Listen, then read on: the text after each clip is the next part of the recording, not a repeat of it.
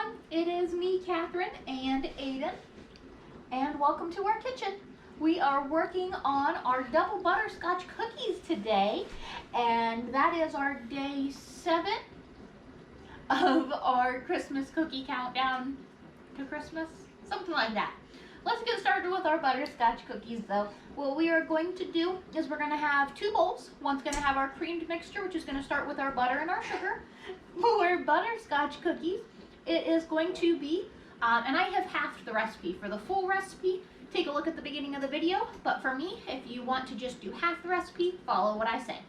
So for your butter, it's just going to be a 1/4 cup of butter. You want that to be softened or melted. And then your sugar is going to be brown sugar, and it's going to be 2 cups. And then we're going to need shortening, and I've got 1/4 cup of shortening right in here, ready to be mixed in with my sugar and butter. So I'm going to let that mix up nice and creamy. Meanwhile, in my dry bowl, what I'm going to do is go ahead and add in my flour. This is 3 cups of flour. Do you see this kid? He is being such a ham. We've got 3 cups of our flour. We need some baking soda, and that's going to be 1.5 teaspoons of our baking soda. That's a half. That's 1. And that's 1.5. So the next thing we need to do is add some salt, and the salt is going to be 1/2 teaspoon. Do not measure your salt over your bowl, because I learned if you accidentally get a little clumsy with the salt, then your cookie dough is salty.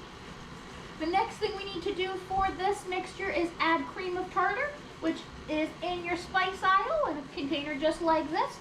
And what I need to do with this is add 1.5 teaspoons. So I've got 1/2, I've got 1, and I've got 1.5. I'm going to bump up my mixer a little bit, get that nicely incorporated. And then I can go ahead and whisk together these dry ingredients. Aiden, we're whisking. We're whisking. Really, if you do it this way, it's a whole full body workout. Whisking all your dry ingredients. All right, that's looking good, and so is my creamed mixture. With our creamed mixture, we can go ahead and add our kind of wet ingredients, which are going to be 2 eggs, no shells. So we've got 1, 2, and then we need some vanilla. Vanilla is going to be 1.5 teaspoons. You guessed it.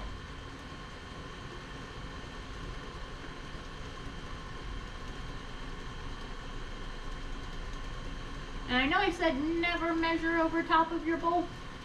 This is vanilla. Vanilla is so expensive. You don't want to waste any of that. So, is that why you're giving me a funny look? So why is that, Sean? Did I put the vanilla in the dry ingredients and not in my mixture where it belongs? Yes, I did. It's all going in the same place. We'll see how it works. Go ahead and add this in slowly and see if I ruined these cookies. We'll find out.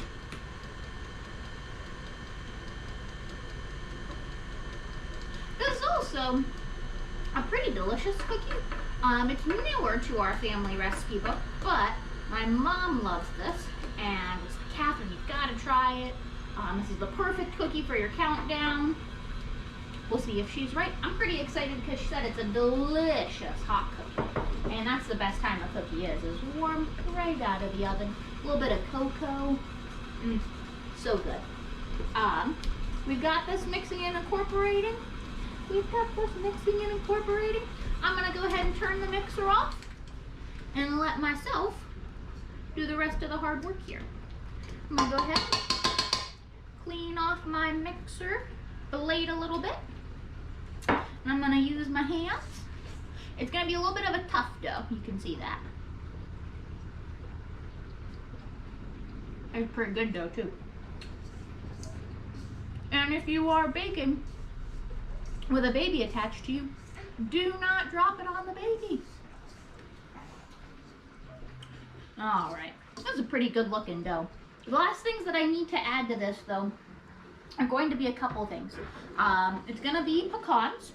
So our pecans, you need a half a cup, and I used my mini chopper again to just cut them up into small bite-sized pieces. Add in our nuts. And then these are so good. These are English toffee bits. You can get them, they come in like a Heath package, like the Heath candy bar. But they are crunchy and delicious toffee pieces. Dump those in. Get everything out of the bowl. And then go ahead and mix this dough up.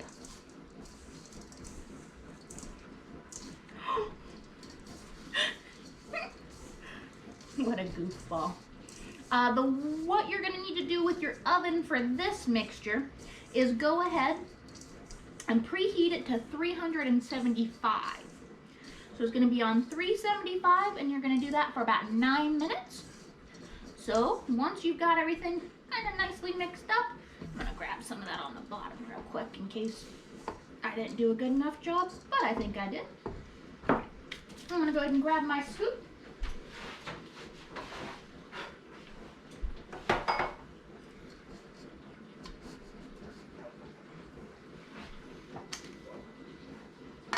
And we're gonna roll these into nice little balls.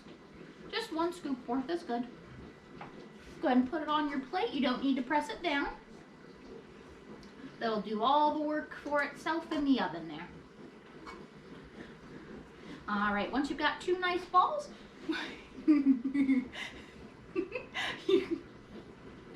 you're gonna put your cookie dough in the oven for 9 to 11 minutes, and we will see these cookies when they get out.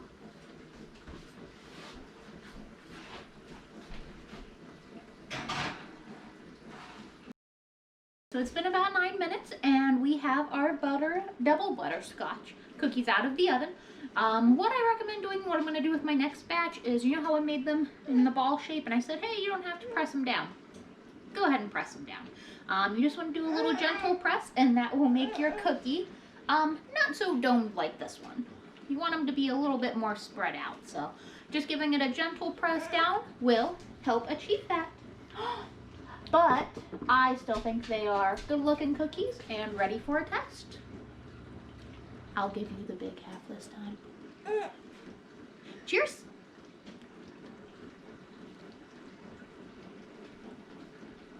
Mmm. I love those toffee chips. Toffee chips. Well guys, I appreciate you watching our double butterscotch cookie. And keep an eye out for the rest of our Christmas cookie countdown. We're getting all the way up to 25 different kinds of cookies, so we'll see you along the way.